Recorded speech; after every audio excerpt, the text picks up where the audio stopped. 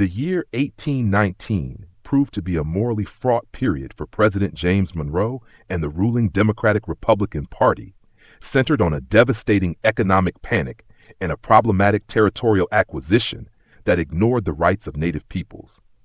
The most ruinous event was the Panic of 1819, the nation's first major economic depression.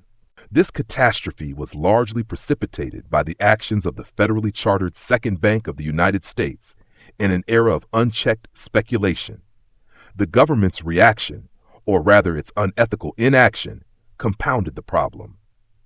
Monroe and the Democratic-Republican Congress adhered to a rigid non-interventionist policy, offering little to no relief for the hundreds of thousands of suffering citizens, many of whom were thrown into debtors' prisons, an inhumane punishment for financial ruin caused by systemic failures.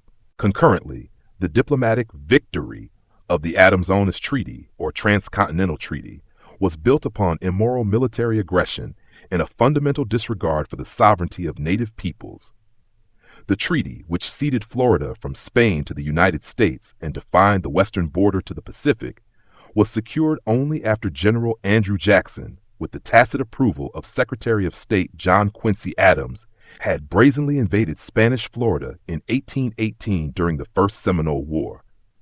Jackson's actions, which included seizing Spanish forts and executing British subjects, were a premeditated use of force and intimidation to pressure a weakened Spain into surrendering the territory.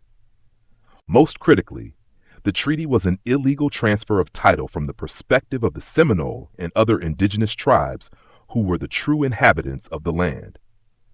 By trading the territory, Monroe and the Democratic Republicans further legitimized the doctrine of American expansion, actively setting the stage for future conflict, forced removal, and the violent displacement of Native populations for the benefit of white American settlers.